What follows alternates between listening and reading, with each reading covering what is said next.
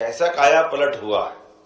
लेकिन आदिकाल से हमारे यहाँ ये सूर्य की, चंद्र की पूजा, नवग्रह मंडल की, खगोल की ये जानकारियां कितने हजारों लाखों सालों से रही है। हमारे ऋषि मुनियों ने अपनी नंगी आंखों से, अब तो टेलीस्कोप आया, कब गैलीलियो आया, कब देखा, लेकिन ये सारे ग्रहों की रचना उनने अपने आप में निकाल के हमारे सामने बता दी। इतना ही नहीं, इसके मामले में वैसे कभी और लंबा विषय निकल जाएगा, अदरवाइज इनकी सबकी गति भी, कौन किसकी परिक्रमा करता है। हमारे पश्चिम के कई सारे वैज्ञानिकों को तो मृत्यु दंड मिल गया, पृथ्वी परिक्रमा करती कि सूर्य करती, इसी में कंफ्यूजन था। कोई पकड़ के बैठा कि नहीं, पृथ्वी की परिक्रमा सूर्य करता, और अपन ने, हमारे ऋषि मुनियों ने बताया कि पृथ्वी सूर्य की परिक्रमा करती है, चंद्रमा हमारी परिक्रमा करता है। ये जो अपने गुरुत्व के पीछे छिपा हुआ गुरु और गुरु के पीछे भाव के हर बड़ा छोटे को आकर्षित करता है, और इसलिए वो उसकी परिक्रमा करके अपने आप में ये गुरु का हमारा मूल तत्व की तरफ ले जाता है। इसलिए आज के इस दौर में जब सूर्य की हम बात करते हैं तो सूर्य से पाने वाली अनंत भंडार ये ऊर्जा, जिसको हम अपने सोलर एनर्जी के कारण से स्मरण कर रहे हैं, मैं अपनी ओर से बधाई देना चाहता हूं इस नाते से भी कि हाँ, हम अपने मध्य प्रदेश राज्य को आज ऊर्जा संपन्न बना करके सरप्लस बिजली से, यहाँ की बिजली से दिल्ली की मेट्रो ट्रेन भी चलवा रहे हैं। हमें इस बात का आनंद है, ये हमारे लिए सौभाग्य की बात। दिल्ली की मेट्रो नहीं चल रही है, कई के घर की बिजली चल रही है, अपने राज्य में भी और राज्य के बाहर भी। और अलग अलग प्रकार से जब से यशस्वी प्रधानमंत्री आए, उनने कई सारे क्षेत्र में हम सबकी मदद भी की है। पहले तो मैं उनके 11 से जोरदार अभिनंदन करें यशस्वी प्रधानमंत्री के लिए, श्रीमान नरेंद्र मोदी जी, जिनके शासन के सभी क्षेत्रों में कौन सा क्षेत्र कम पड़ता है, और ऐसे सारे निर्णय भी उनने किए जिन निर्णय के कारण से हमें गर्व है कि हमारे यशस्वी प्रधानमंत्री दुनिया के सबसे बड़े गणतंत्र के सबसे बड़े नायक हैं, जिनके माध्यम से आज बदलते दौर में दुनिया को चमत्कृत करने वाले देश के नाते से भारत की पहचान बन के दिखाई दे रही है। और भारत ने भी किस किस क्षेत्र में क्या क्या उन्नति नहीं की, बड़ा अटपटा भी लगता है, लेकिन अभी लगता है बदलते दौर में कैसी स्थिति बन रही है। जब हमारे अपने यहाँ पर आज बिजली के उत्पादन की बात आ रही, तो बिजली के उत्पादन से लगा करके बिजली के उत्पादन के तरीके में भी हमारे पास आमतौर पर ये बड़ा सौभाग्य की बात है कि मध्य प्रदेश नदियों का मायका, इसलिए हमारी अलग अलग प्रकार के हाइड्रो परियोजनाओं के माध्यम से बिजली बहुत उत्पादित होती थी। उससे सिंचाई का इलाका भी बढ़ा और बिजली उत्पादन भी हो गया। लेकिन इसके साथ साथ अब विंड एनर्जी, सोलर एनर्जी, और सोलर एनर्जी में भी जैसी अपनी रचना बनी, वाकई मध्य प्रदेश का इस समय का जो समय चल रहा है यशस्वी प्रधानमंत्री के आशीर्वाद के माध्यम से, अभी तो हमारी उत्तर प्रदेश सरकार से जो योजना मिलकर बनी है वो कितनी गजब बनी है। हमारे यहाँ मालूम है कि जब हमारे यहाँ सिंचाई का मौका आता है तो उत्तर प्रदेश में वो दौर निकल जाता है, और उनके यहाँ सिंचाई का मौका आएगा तो हमारे यहाँ आराम करते हैं जब वर्षा काल रहता है। तो ये परस्पर 6-6 महीने की नजदीक के राज्यों के साथ एक ऐसी सोलर परियोजना बनने वाली है जिसके आधार पर हमारी बिजली बनेगी। तो जब बिजली को उपयोग करना यूपी को, तो यूपी कर ले, और जब यूपी का काम खत्म हो जाए तो हमारे यहाँ चालू कर दे। तो ये अपने आप में बड़े अच्छे अच्छे प्रयोग, जिसके आधार पर कहाँ राज्यों को लड़ने वाला दौर था, उत्तर प्रदेश, मध्य प्रदेश, कहाँ की पुलिस कहाँ घुस गई, न कहाँ के डकैत कहाँ घुस गए, पता ही नहीं चलता, कितने नाटक चलते थे। अब आपस में मिलजुल करके नदी का पानी का बंटवारा भी कर रहे हैं, बिजली का भी हिसाब किताब लगा रहे हैं। ये परस्पर राज्यों के बीच में भी संबंध अनुकूल और सौहार्दपूर्ण होना चाहिए। कितने प्रकार से माननीय प्रधानमंत्री जी प्रेरित करते हैं, और ये हमारे भी राज्यों के ऊपर निर्भर करता है। आज हमारे लिए मध्य प्रदेश का नदी जोड़ो अभियान में राजस्थान, महाराष्ट्र, उत्तर प्रदेश तीनों के साथ नदी जोड़ो की योजना पे काम हो रहा है। बिजली उत्पादन की मैंने बात की है, और हमारे में से भी ये जो कुसुम ए, कुसुम बी, कुसुम सी, ये क्या कमाल कर रहे हैं। सूर्यनारायण देवता भी ऊपर से आशीर्वाद दे रहे हैं, और हमारे लोग भी दिमाग तेज चला रहे हैं सब दूर से आगे बढ़ने के लिए। क्या रास्ते निकले हैं। हमारे पास अपनी आय के साधन को स्वच्छता के आधार पर, शुचिता के आधार पर बढ़ाते हुए सरकार की भी मदद कर रहे हैं।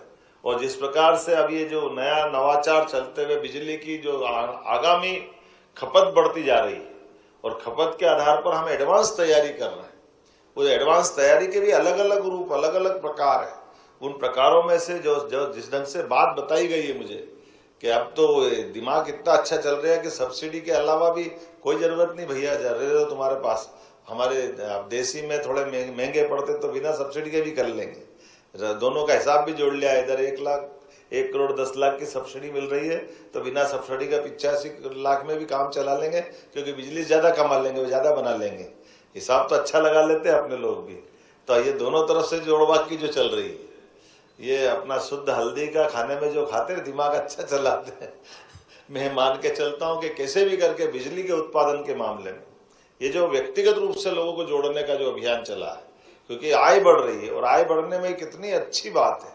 कुछ नहीं है, ऊपर अपन ने प्लेट लगा ली, नीचे भले वो अपना अनाज का भंडार बना लो, अपने पास सभी प्रकार के सब्जी और कई प्रकार के फल फूल की खेती कर लेते हैं। कितने प्रकार होगा। और यूं तो 2 विभाग आमने सामने रहते हैं, लेकिन हमारे दोनों विभाग इस मामले में एक दूसरे को मदद करते हुए बनाओ, कैसे भी बिजली बनाओ, तुम भी भेजो और हम भी बांट देंगे अपने आप में। तुम भी सुखी और हम भी सुखी। इधर से उधर तक दोनों का हमारे दोनों मंत्रियों के माध्यम से अद्भुत योजना बनी। और जैसे कि बताया गया है 2 मेगावाट, 1 मेगावाट, 3 मेगावाट और पूरे प्रदेश को फ्री कर दिया।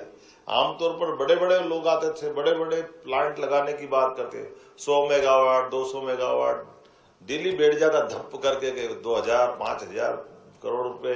लेकिन आपने 5 करोड़ से भी शुरू करके 1 मेगावाट वालों को भी जोड़ा है। और इसमें कितनी अच्छी बात है कि हमारे पास ऐसी जमीन, जिस जमीन का हमारी सिंचाई से संबंध नहीं हो या एक्स्ट्रा हो या हम उसका और भी मल्टीपर्पज उपयोग करते हैं, वहां पर भी हम अपने प्लांट को लगा सकते हैं। ये सभी प्रकार से उबड़ खाबड़ हो, बंजर हो, पहाड़ी पे हो, कहीं ऐसी वैसी नदी के किनारे की हो, कुछ ऊंची पर कर पानी का भराव जाने निकलता हो, डूब की जमीन हो, कैसी भी जमीन चलेगी। और मेरे को तो बंबई के एक अच्छे व्यक्ति मिले थे, उन्होंने तो और तेजस्वी तरीका लगाया। उन्होंने कहा मेरे पास तो डबल पावर है, तो डबल तरह से सोचता हूँ।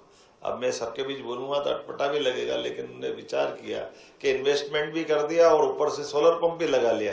तो आम के आम गुटली के दाम, बोले कोई बात नहीं, जब तक सोलर चलेगा जब तक सोलर, नहीं तो तब तक जमीन की कीमत बढ़ जाएगी। तो मेरा बराबर ही काम हो गया।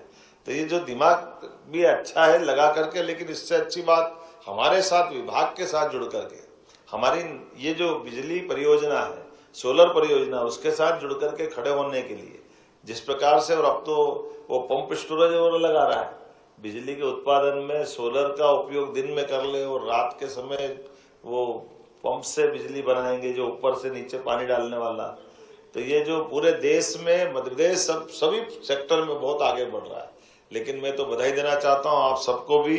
मैं मान के चलता हूँ कि हमारे लिए जिस प्रकार की गति चल रही है, आने वाले समय में इसी प्रकार से अगर ये बिजली के लिए कहा, हमारे पास 11 साल पहले क्या रिकॉर्ड था नवकरणीय ऊर्जा का है, और आज कितनी हो गई 7000।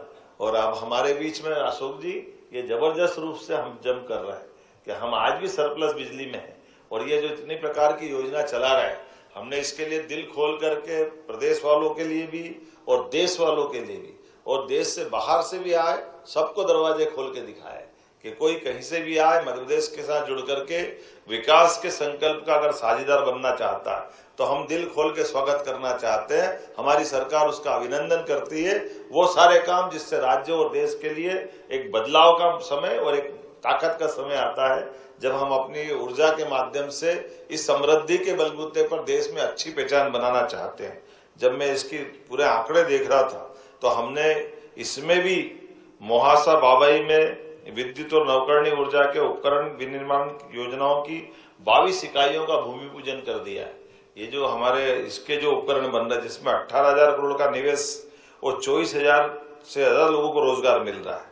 अभी तो सांची हमारी पहली सोलर सिटी बनी और 2025 तक हम सभी शासकीय भवनों पर सोलर रूफटॉप लगाना चाह रहे हैं। ये अपने आप में बड़ी योजना है, जिसके माध्यम से हम अपने सभी शासन के पैसे का एक एक रुपया बचाना चाहते हैं। जब मैं आपसे यहाँ बात कर रहा हूँ तो मान के चल रहा हूँ कि आने वाले समय में, अभी यहाँ कोई से नाम पूछ रहा था तो कोई मंदसौर से आया, कोई चंबल से, कोई कहाँ से, सभी प्रकार के लोग आ रहे हैं। लेकिन इसका लाभ जित मिलने वाला है, ये योजनाओं के माध्यम से भारत सरकार ने तो बहुत बड़ा टारगेट लिया है, लेकिन मध्य प्रदेश भी पीछे रहने वाला नहीं। अकेला नीमच का सोलर पार्क 500 मेगावाट की क्षमता वाला है और ये पूरे भारत की सबसे सस्ती बिजली दे रहा है। इतनी सस्ती तो कहीं है ही नहीं, 2.15 पैसे, 2.25 रुपए भी नहीं। ये इतनी सस्ती बिजली पूरे देश में, और देश तो क्या मुझे लगता है दुनिया में ही पहले सस्ती होगी, इतनी सस्ती बिजली। लेकिन हमारे यहाँ इस आपस के कंपटीशन के कारण से, और हमने सोलर प्लांट लगाने के लिए भी क्या क्या रास्ते ढूंढ लिए। ओंकारेश्वर का पानी का डैम का बना हुआ ऊपर का जो इलाका है, उस सोलर पंप वहां भी लग सकते हैं, कभी ये सोचे ही नहीं होगा। सोलर प्लेट लगती, पानी का ऊपर से वाष्पोत्सर्जन भी रोकेंगे और बिजली भी बना लेंगे।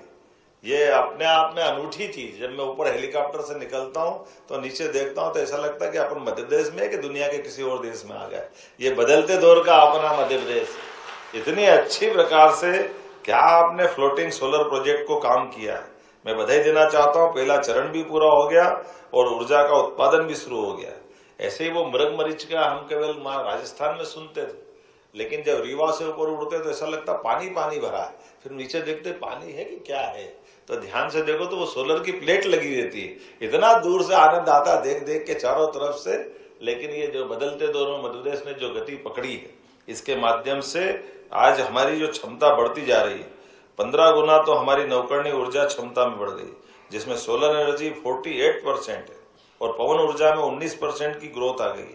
वर्तमान में राज्य में 9,300 मेगावाट से अधिक नवकरणीय ऊर्जा के हमारे प्रोजेक्ट चल रहे हैं और रीवा अल्ट्रा मेगा सोलर परियोजना तो विश्व बैंक और हार्वर्ड यूनिवर्सिटी को भी केस स्टडी के रूप में ले रहे हैं कि ये इतना अच्छा काम कैसे हो सकते हैं। मैं मान के चल रहा हूं कि आज पूरे विश्व में जब इस तरह की कई सारी चीजों से सीख मिलती है, मध्य प्रदेश ने अपनी ऊर्जा के क्षेत्र में अक्षय ऊर्जा भंडार में अपनी जो आहुति देने का संकल्प लिया है, मैं बधाई देना चाहता हूं। जैसे एग्रीकल्चर इंफ्रा फंड में 7 वर्षों तक इसमें बैंकों से भी 3% ब्याज की छूट मिलेगी। ये एक व्यापार का भी रास्ता है और देश और प्रदेश सेवा का भी रास्ता है, अपनी अगली पीढ़ी के लिए भी और वर्तमान की दृष्टि से भी। और ये तो आप ब्याज का दे रहे हो, मुझे मालूम पड़ा कि इनकम टैक्स की दृष्टि से भी सरकार मदद करती। कई प्रकार से ये एक ऐसे रास्ते हैं जिन रास्तों से हम अपने खुद को निवेशक के रूप में भी ला सकते हैं और 25 साल तक हम एग्रीमेंट करते हैं। आज जो रेट डिसाइड कर लेंगे वो 25 साल मिलेगा। ये बड़ा जोरदार मामला है। कई सारे लोगों का जो पुराने समय 15-16 रुपए ले रहे थे आज भी देना ही पड़ रहा है, क्योंकि एग्रीमेंट का सवाल है। लेकिन इसके माध्यम से हमने अपनी जो साख बनाई है उस साख का सवाल है। तो ये आज के समय में इस बात के लिए जितनी जल्दी जो लोग लाभ ले लेंगे उतने वो भाग्यशाली होंगे। आने वाले समय में ये कहां तक जाएगा मुझे मालूम नहीं है, लेकिन ऐसे नवाचारों के बलबूते पर जिससे भविष्य में देश की सेवा हो, प्रदेश की सेवा हो, मैं अपने सभी निवेशकों का भी अभिनंदन करता हूं। और वास्तव में इसका जो लाभ बताया गया वो लाभ हमारे लिए केवल अपने लिए नहीं, किसानों की भी जीवन शैली बदलने के लिए। जब बिजली रात में मिलती है तो रात में जगने वाला किसान दिन की जीवन शैली में बड़ा बदलाव लाता है। लेकिन इससे अपने दिन में ठाठ से उठे और खेती का काम कंप्लीट कर ले और सूर्योदय के साथ अपना आराम करे, बाकी जो काम करना वो भी करे। ऐसे ही ना अशोक जी, क्योंकि दिन की जो खेती होती है उसका आनंद ही अलग रहता है और रात में पता नहीं सांप बिच्छू कोई घूमते रहते, कई बार दिक्कत होती है, उस सबसे भी झंझट फ्री हो जाते हैं। इसी प्रकार से हमारे लिए खेत के काम के साथ साथ कोयला आधारित बिजली के स्थान पर सोलर ऊर्जा से हमारे अक्षय भंडार कोल भंडारों में भी मदद मिलेगी। साथ ही साथ हमारे लिए खासकर सब्सिडी के मामले में भी राज्य सरकारों के लिए जिस प्रकार की दूसरे लोड पड़ते हैं, सोलर एनर्जी एक बार लगाने से बड़ा लाभ मिलेगा। मैं अपनी ओर से एक बार फिर सभी मित्रों को बधाई देना चाहता हूं। और अब हमारी सरकार ने तो एक काम और किया है कि हमारे किसानों के लिए भी अभी लगभग 2 लाख हमारे टेम्परेरी कनेक्शन के और 30 लाख परमानेंट कनेक्शन वाले बिजली वाले सारे किसान अपने राज्य में बिजली का उपभोग करते हैं। वो हमारी सिंचाई के संसाधनों में इन बिजली के उपभोक्ता बनकर विभाग के साथ अपना एक संबंध बनाते हैं। लेकिन हमारी सरकार, माननीय हमारे सभी आगंतुक अतिथियों को बताना चाहेंगे, हमारी सरकार ने तय किया कि धीरे धीरे करके किसानों को भी उनके पैरों पे खड़ा करते हुए ये बिजली के बिल से भी छुट्टी दिला देंगे। अभी तो हमारी सरकार लगभग ये 60,000 के आसपास का उसको 5 हाउस पावर का कनेक्शन पड़ता है। ऐसे में हमारे द्वारा 7,500 रुपये उससे लेते हैं, 52-53 हजार रुपये की सब्सिडी हम उसको देते हैं और उसके बलबूते पर 18-20 हजार करोड़ का साल का हमारे बजट पे लोड पड़ता है। हमने कहा कि आने वाले समय में इससे भी झंझट फ्री करके ये 18-20 हजार करोड़ हमारे राज्य के विकास के मामले में लगाएं और किसान पे भी जो लोड पड़ता है, किसान को अगर उसके हाथ में बिजली के उत्पादन की क्षमता देते हुए उसकी समृद्धि लाना है तो जो 7,500 रुपये लेते वो भी बंद कर दे। इसलिए सोलर पंप की प्लान बनाया। मैं विभाग को बधाई देना चाहूंगा कि आने वाले 3 साल के अंदर ये 32 लाख कनेक्शन लगाने का ये जो संकल्प किया है वाकई ये अद्भुत है, जिसके माध्यम से अब बिजली के बिल से भी छुट्टी हो जाएगी। किसान अपनी खुद की बिजली उत्पादित करेगा, अपनी खेती खुद की करेगा और उसके साथ साथ वो अपने पैसे बचा करके समृद्धि भी लाएगा। लेकिन विभाग और आगे बढ़ के बात कर रहा है। अब कोई मीटर ऐसा भी लगाएंगे, अभी तक तो वो हमसे खरीद करके मीटर से हिसाब लगा करके अपने को बिल पेमेंट करता था। आने वाले समय में किसान को हम बिजली के भुगतान के लिए पैसे देंगे। वो ज्यादा बिजली अगर उत्पादित करेगा तो सरकार उससे खरीदेगी और सरकार के द्वारा किसान को नगद पैसा दे करके उसकी समृद्धि की कामना की गई।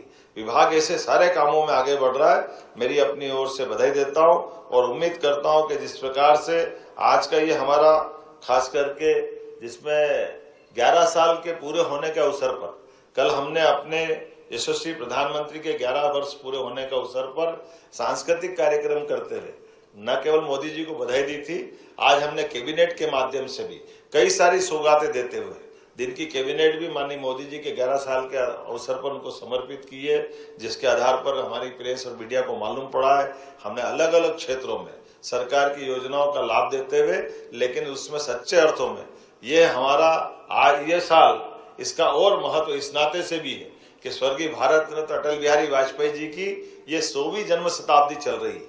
ऐसे में अटल जी का उनका अपना भाव था और उनके जो शब्दों में था कि भारत की आत्मा सच्चे अर्थों में गांवों में बसती है। छोटे छोटे गांवों के अंदर गांव अपने पैरों पे खड़े हो जाए, उनके समृद्धि आए। ऐसे में अटल जी के भाव को स्मरण करते हुए यशस्वी प्रधानमंत्री ने वो सारी योजनाओं को लागू किए। अटल जी ने प्रधानमंत्री सड़क योजना लागू की थी, अब माननीय प्रधानमंत्री के माध्यम से स्वर्ण चतुर्भुज योजना और सारी योजनाओं को जो कांग्रेस के शासनकाल में बंद कर दी गई थी, उन सारी योजनाओं को न केवल पुनर्स्थापित किया गया बल्कि पुनर्परिभाषित करते हुए अब ग्रीनफील्ड और नए नए प्रकार के एनएच के और नए प्रकार के रोड निकाल रहे हैं। लेकिन उतना ही नहीं, एयरपोर्ट, मेट्रो सभी प्रकार के सेक्टर में बढ़ावा देने के लिए। लेकिन सबके बीच में सबके लिए आखिर में जरूरत क्या पड़ेगी?